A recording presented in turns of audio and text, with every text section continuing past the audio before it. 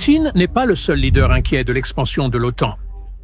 De l'autre côté du monde, Xi Jinping observe attentivement alors que le Japon, son principal rival régional, renforce ses liens avec la puissante alliance militaire occidentale.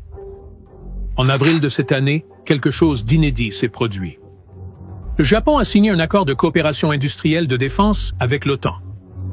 Cela peut sembler être juste un autre accord diplomatique, mais croyez-moi, cela change tout. Imaginez la Chine regardant son voisin, historiquement pacifiste, se rapprocher soudainement de la plus grande alliance militaire du monde. Le message est clair. Si vous me cherchez, vous devrez aussi affronter mes amis. Mais pourquoi cela se produit-il maintenant? Que signifie cette approche pour l'équilibre mondial des pouvoirs? Et pourquoi la Chine est-elle si dérangée? Je vais vous montrer. Pour ceux qui ne connaissent pas beaucoup cette histoire, il est important de savoir que le Japon a été contraint d'adopter une position pacifiste après la Seconde Guerre mondiale.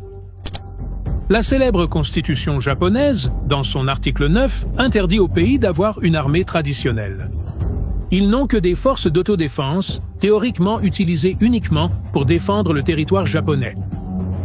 Pendant des décennies, le Japon a maintenu ce profil discret sur les questions militaires. Pendant ce temps, sa sécurité était principalement garantie par les États-Unis, avec qui il a eu une alliance bilatérale depuis 1960. Mais le monde a changé et le Japon change aussi. Souhaitez-vous connaître les raisons de cette transformation? Eh bien, il y a 3 facteurs importants. Premièrement, la Corée du Nord, qui continue de tester des missiles qui survolent le territoire japonais. Imaginez un voisin qui tire constamment des roquettes au-dessus de chez vous.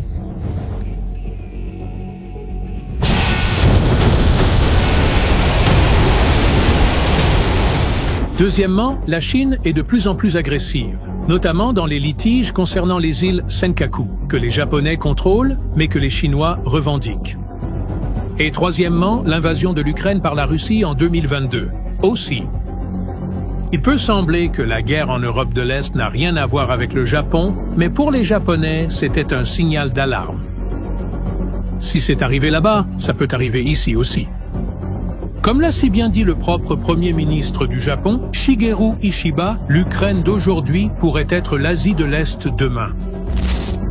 Avec toutes ces menaces à proximité, le Japon a réalisé qu'il avait besoin de plus d'amis, en plus des États-Unis, et qui de mieux que l'OTAN, une alliance avec 30 pays, y compris des puissances nucléaires comme la France et le Royaume-Uni. Contrairement à ce que certains pourraient penser, le Japon ne deviendra pas un membre officiel de l'OTAN. Après tout, l'Alliance est l'Atlantique Nord et le Japon est dans le Pacifique. Mais le pays tirera des avantages significatifs de ce partenariat. L'un des principaux gains est l'accès à des technologies militaires avancées. L'accord signé avec l'OTAN permet au Japon de participer à des projets conjoints de développement d'armes de haut niveau.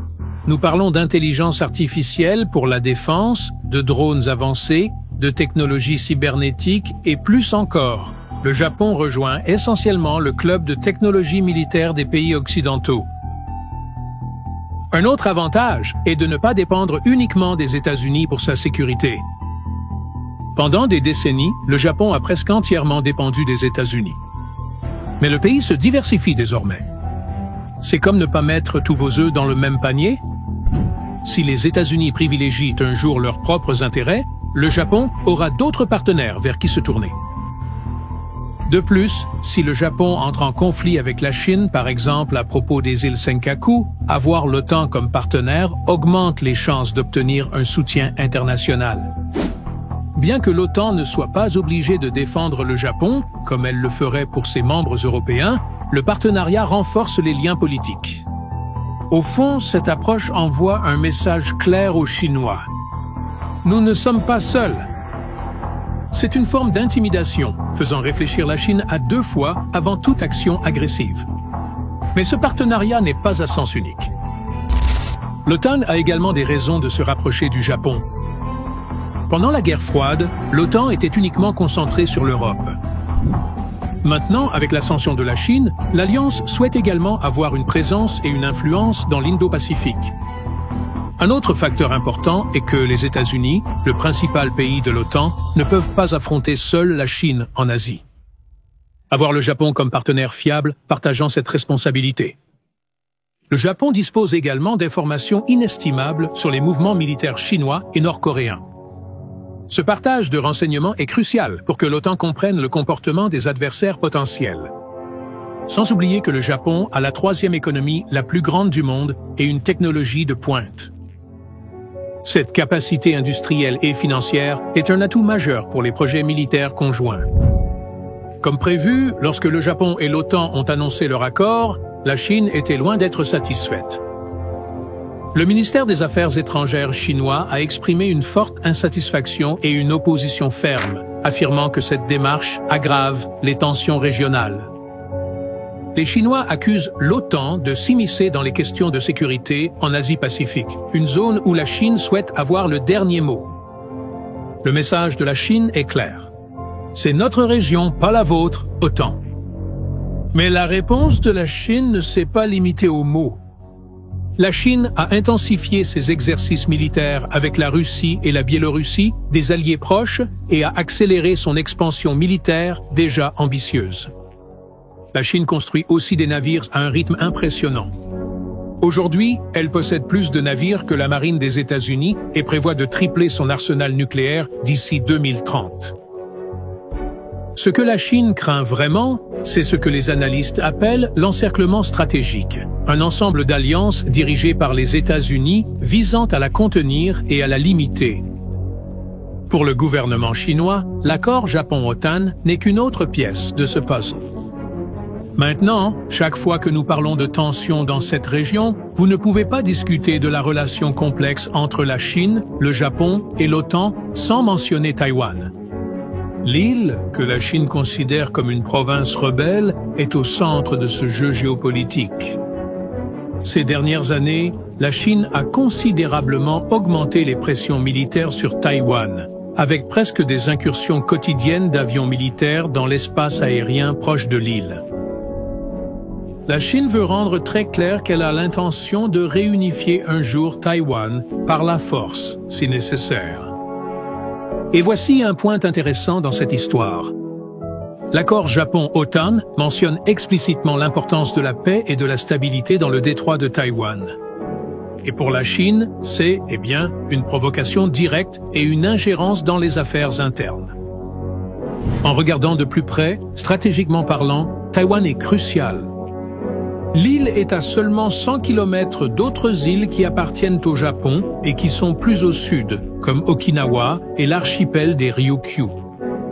Taïwan est également le premier producteur mondial de semi-conducteurs avancés, une technologie essentielle pour l'économie et l'équipement militaire. Si la Chine attaque Taïwan, le Japon serait probablement impliqué dans le conflit. Et maintenant, avec des liens plus forts avec l'OTAN, ce scénario est devenu encore plus compliqué, surtout pour la Chine. Avec toute cette activité, certains analystes spéculent si le rapprochement du Japon avec l'OTAN est le premier pas vers une OTAN asiatique, une alliance de défense collective formelle dans l'Indo-Pacifique. Mais pour l'instant, c'est improbable.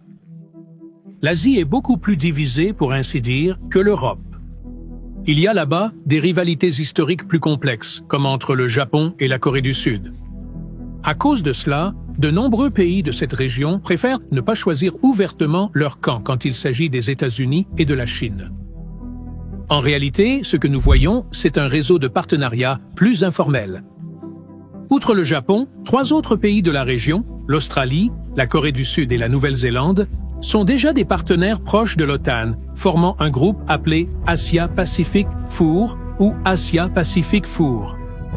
Donc, même si un OTAN asiatique ne se matérialise pas formellement, ce que nous voyons en pratique est assez similaire. Un groupe de pays agissant de manière coordonnée, presque comme une alliance, pour contrer l'influence chinoise. Et bien sûr, rien de tout cela ne se produirait sans les États-Unis, qui sont le lien commun entre l'OTAN et les alliances du Pacifique.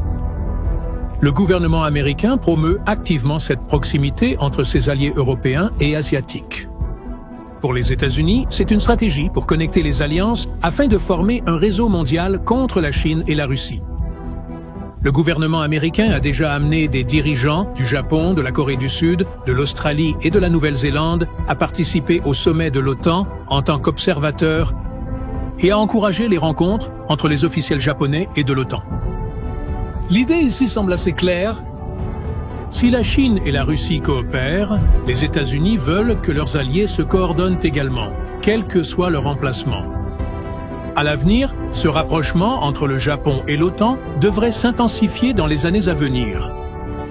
Nous pouvons anticiper davantage d'exercices militaires conjoints avec les navires et les avions des pays de l'OTAN s'entraînant plus fréquemment avec les forces japonaises. Des projets d'armement conjoint pourraient également émerger. Dans ce sens, le Japon collabore déjà avec le Royaume-Uni et l'Italie dans le développement d'un avion de chasse de nouvelle génération, connu sous le nom de projet Tempest. Mais c'est un sujet pour une autre vidéo. Tout indique que d'autres projets similaires apparaîtront probablement à l'avenir. De plus, nous verrons une présence militaire occidentale plus constante en Asie. Il n'y aura pas de base permanente de l'OTAN, mais des visites plus régulières des forces européennes dans l'Indo-Pacifique. En réponse, la Chine intensifiera probablement sa propre modernisation militaire et cherchera à renforcer ses alliances avec la Russie, l'Iran et d'autres pays s'opposant à l'ordre dirigé par les États-Unis. La relation Japon-OTAN représente donc un nouveau chapitre dans les relations internationales. Ce qui était autrefois des théâtres séparés, l'Europe et l'Asie sont maintenant connectés. Pour le Japon, c'est une transformation notable, d'un pays pacifiste constitutionnellement à un pays cherchant activement des partenariats militaires mondiaux. Pour l'OTAN, cela signifie étendre sa portée au-delà de l'Atlantique Nord, reconnaissant que les défis de sécurité du XXIe siècle sont véritablement mondiaux.